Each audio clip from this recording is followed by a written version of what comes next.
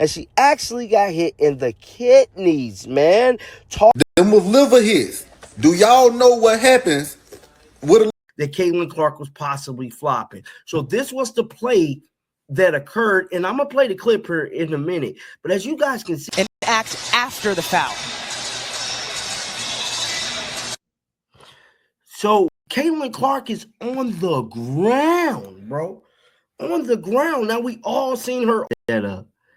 She's clearly into her body and levels, dog. Now I have not watched this press. I mean, Kelsey's awesome. She shows up every single day and she gives us everything she has. And I think, just how long she's been. This video opens by comparing what happened between Chelsea Gray and Caitlin Clark to the Alyssa Thomas incident a few weeks earlier. And I want to slow down right here before we go any further, because the two situations are not actually the same. Thomas's contact was reviewed and upgraded to a flagrant 2 with a suspension. Gray's play was also reviewed by officials for a possible hostile act, and the review upheld the original call, a common foul on Clark, not on Gray. That distinction matters for everything that follows. y'all don't. So as you guys heard in that clip right there, that's exactly what happened to Caitlin Clark. She got hit, took a couple seconds, and went straight to her knees. Damn shame. I just got to keep it real. It's getting that fucking bad with these assaults on Caitlin Clark. Here's Chelsea Gray's actual quote, in full context. She posted a screenshot of a message she received after the game and wrote, "People act like we just make this up, and the audacity to tell us as athletes to shut up and dribble." That phrase wasn't Gray being dismissive of anyone. It was part of a message directed at her that, according to her own account, also included a racial slur. That's a real person disclosing real racist abuse, and it deserves to be treated as exactly that, not brushed off as playing victim. The review is for an act after the foul. So we didn't see, and look at her face. Look at her face after. So from the footage, so that shot was shot by either a courtside reporter or somebody there, because we did not see that angle on TV. I don't see anything after the foul. Look, Caitlin Clark is on the ground, bro. On the ground. Now we all seen her on the ground after that play. And This video includes a breakdown clip trying to explain the physiology of a liver shot, to argue Clark's reaction proves she took a devastating blow. I'll be straight with you. That's a lot of dramatic packaging for a play that officials reviewed in real time and didn't escalate. Real medical explanations for combat sports liver shots don't automatically transfer onto a basketball elbow to the midsection during a drive, and stacking that kind of language on top of a common foul is exactly how a routine basketball play gets inflated into something it wasn't ruled to be. Tense cramping. Here's another point. Breathlessness. Your diaphragm seizes, making it impossible to catch your breath while you are doubled over.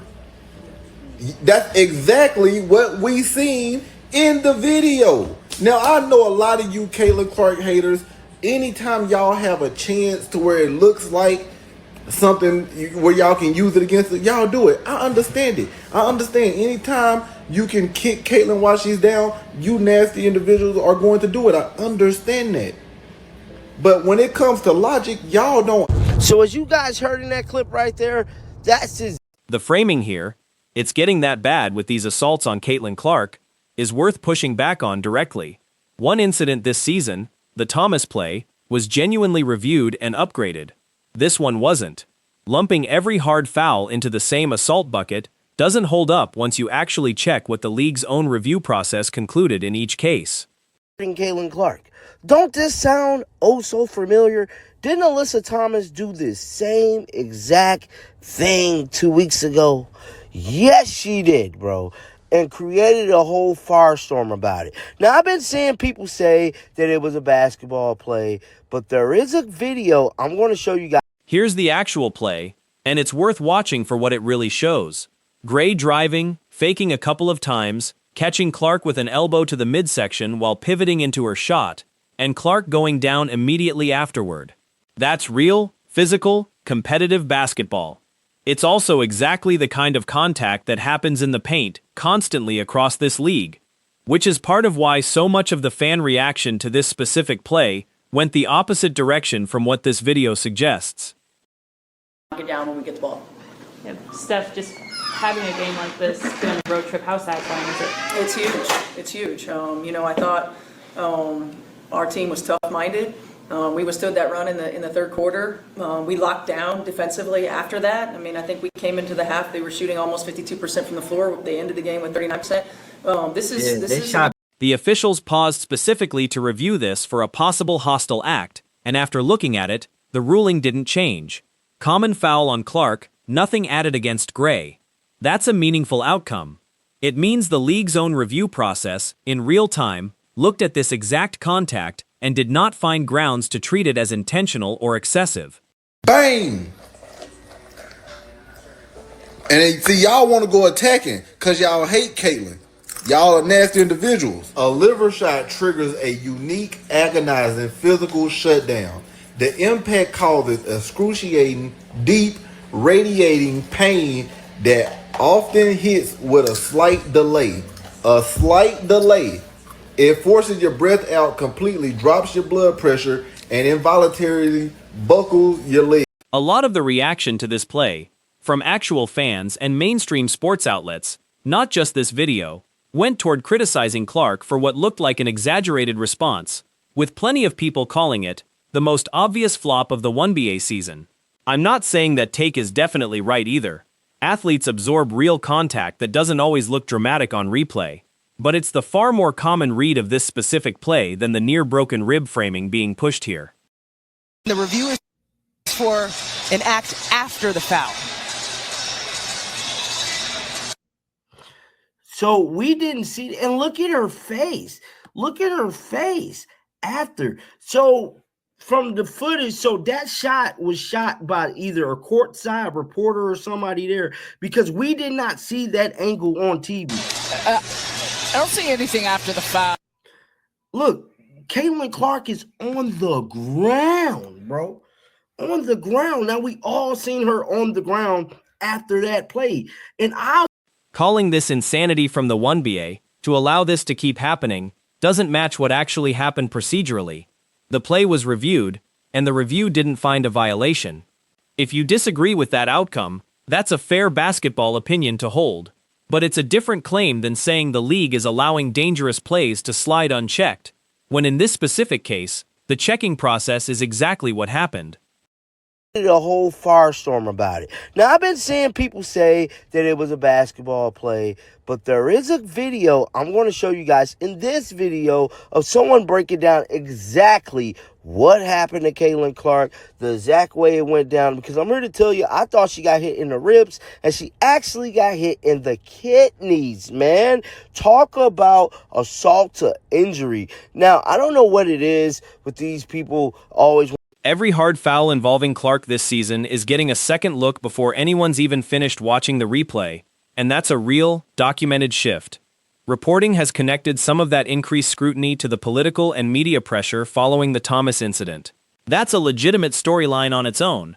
Officials are now reviewing routine contact more closely specifically because of who's involved, which changes the temperature around every single one of these plays regardless of what actually happened on it. I'm talking to the media or whatnot, her and Aaliyah Boston. Now, something I've been noticing is that they've been keeping these press conferences kind of short. They ain't been talking long at all. This one only like 2 minutes. Let our defense spark our offense, and then offensively, I mean, we moved the ball, we kept it popping. I think that's really just been a focus for us. It's just getting the ball reversed, and then it's going to find who should shoot it, and I think we did a better job today. On those nights that your offense does those best, how quickly can you tell that you guys are playing the way you want when it's coming? Yeah, I think you can tell right away. I think for us, it's about making sure that we stay consistent through 4 quarters. Sophie, away from the foul debate entirely, the Fever actually had a strong night.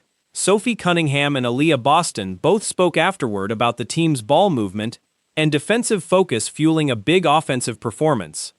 That's the part of this game that deserves more attention than it's getting. Indiana beat a very good Las Vegas team by 34 points. This is making it impossible to catch your breath while you are doubled over. That's exactly what we seen in the video. Now, I know a lot of you Caitlin Clark haters, anytime y'all have a chance to where it looks like something where y'all can use it against it, y'all do it. I understand it. I understand anytime. Stephanie White's real postgame comments focused on the team holding Las Vegas to 39% shooting after they'd shot nearly 52% in the first half. That's a legitimate, well-earned defensive story from this game, and it's a much bigger factor in the final score than any single elbow in the second quarter. Y'all can use it against it, y'all do it. I understand it. I understand anytime you can kick Caitlin while she's down, you nasty individuals are going to do it. I understand that. But when it comes to logic, y'all don't. So as you guys heard in that clip right there, that's exactly what happened to Caitlin Clark. She got hit, took a couple seconds, and went straight to her knees. Damn shame. I just gotta keep it real. It's getting that fucking bad with these assaults on Caitlin Clark. Chelsea Gray got Caitlin Clark. And on a purely positive note, that got buried under all the foul discourse, this was Kelsey Mitchell's 300th career game, and her 38th straight game scoring at least 10 points, breaking a franchise record. That's a genuinely impressive milestone for a player who doesn't always get the spotlight, and it deserved better than getting drowned out by a manufactured controversy over a routine foul call. 52% from the floor. They ended the game with 39%. This is shot again, bad. we're building consistency to these types of efforts. Now, we're not always going to, shoot the ball the way that we did, but I thought we found the best shot on the floor. And when you do that, your percentages are going to be higher. So just really proud of this group and how connected we continue to grow into. And to either of you, just how can you take this momentum into next week and beyond? Yeah, I think just continue to play the way we've been playing. I think for us, once again, it's like that defensive intensity, getting stops, letting that fuel our offense. We want to play fast. We want to get the